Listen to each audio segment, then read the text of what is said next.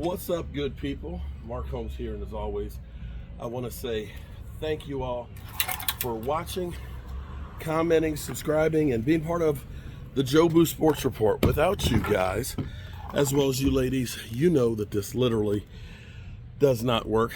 Boy, this cold has kicked my ass. I've got no wind, and it's amazing because it's just been a couple of days, but when you can't perform at peak performance, it definitely hurts you.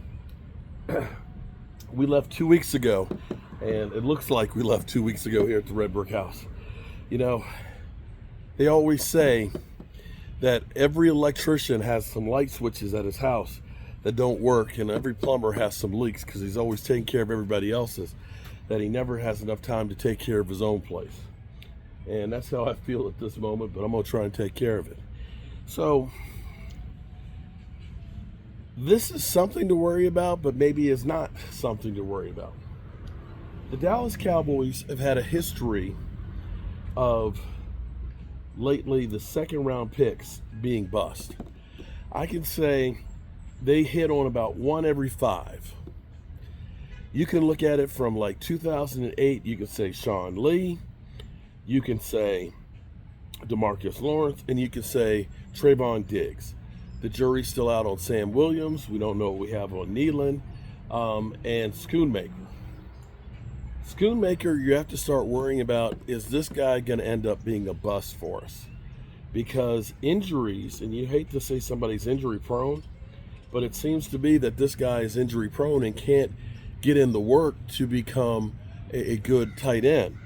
You know, it was thought that when we drafted him that he was going to be the starter. Well, fortunately for us, this is where the good news comes in, is that Jake Ferguson has separated himself.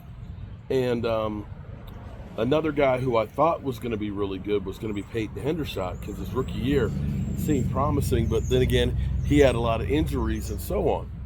But right now, with Schoonmaker, who had to have shoulder surgery in the offseason, now has a severe hamstring issue, which is going to keep him sidelined throughout all OTAs.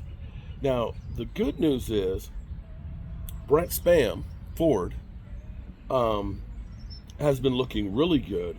And in actual, John Stevenson has been looking fantastic. In fact, John Stevenson, going into the season last year, was looking incredible. Unfortunately, towards ACL. You know, you hate to see anybody get injured, but if you're going to tear your ACL, tear it in training camp so you can have almost a full year to recover. He is said to be going to be ready to, by the time training camp comes through. I don't know what it is about second round picks in the Cowboys. They just don't seem to pan out. I pray that Marshawn Nealon becomes part of that exception as opposed to the rule. And I still have some hope for John Stevenson to be that tight end, because here's what we really want. See, me, during Kellen Moore's time here with the Cowboys, the most successful package that they had was running 12 personnel. And for those who don't know the packages, the first number is the amount of running backs. The second number is the amount of tight ends. So when you say 11 personnel, that would be one tight end, one running back. Or if you say 21 personnel, that would be two running backs and one tight end. When you say 12 personnel, that's one running back and two tight ends, which typically is a running formation. But when you have really good tight ends that are pass catchers, and if you have a really good number two tight end, and the best situation I can tell you about would be back when New England had Gronk and Aaron Hernandez. That 12 personnel was an absolute monster, because both of those guys could block and both of those guys could catch. And so it always kept the defense on their toes. And this is one of those packages that Mike McCarthy likes to use, because he likes to use a lot of wide receivers, he likes to use a lot of tight ends, he likes to distribute the ball around a lot. And if you end up having 12 personnel per se, okay? Let's say you've got Jake Ferguson and you have John Stevens, or you have Schoonmaker that's out there, right? You have them in a tight formation. You got Zeke in the backfield, right? Now the defense typically you look at that and say that's a run formation and we need to put 8 men in the box, meaning there's 3 cornerbacks that would be man to man and everybody else is in the middle of the field to try and stop the run. But see, you can do all kinds of things. You can shift and have one of those tight ends go out like he's a wide receiver. You can end up taking and putting the running back in motion, making it an empty backfield.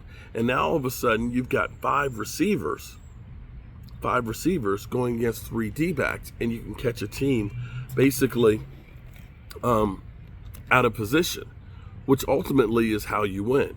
You don't want to go strength against strength because you're not going to win, because the difference between teams these days is so little, even between the good ones and the bad ones. It's not like the 90s where the Cowboys were just more physical and had better players than everybody else. Nowadays, you've got to be able to disguise what you're doing, and 12 personnel is one of those packages you can do that with. And if a team decides, hey, you know what, we know we put 8 men in the box, they're going to go ahead and they're going to shift out of it. Yeah, okay, well then stay exactly where you are. Stay in there in a nickel coverage, and we will run the football because now we've got 7 blockers and a running back to come at you, and we've got numbers that way. But the key on this is you got to have 2 good tight ends to make it work. And so Schoonmaker, I don't know what you got to do, bro, but you've got to get rid of this label of being a injury-prone guy, because at the moment you have a chance of losing your number 2 position as the number 2 as the number 2 tight end to one of these other guys, and literally start dropping down the roster real quick. And you would hate to see that happen, because when you draft, what you hope for is an impact player on day 1, and you hope for another starter. We didn't get that last year. My hope was that those guys would be able to start getting into the lineup now that we've had, the turnover on the roster, now that we've let some of the guys go, that now a guy like Mozzie Smith can have a chance to get out there, Overshown coming back healthy, and hoping that Schoonmaker would be healthy enough to be able to make an impact on the offense as well. So that's not looking like it's going to happen. Let's hope he's healthy by the time training camp gets here. Anyway, it's supposed to rain later on today, and I do want to get this grass cut because it looks like hell. Have a good one, y'all.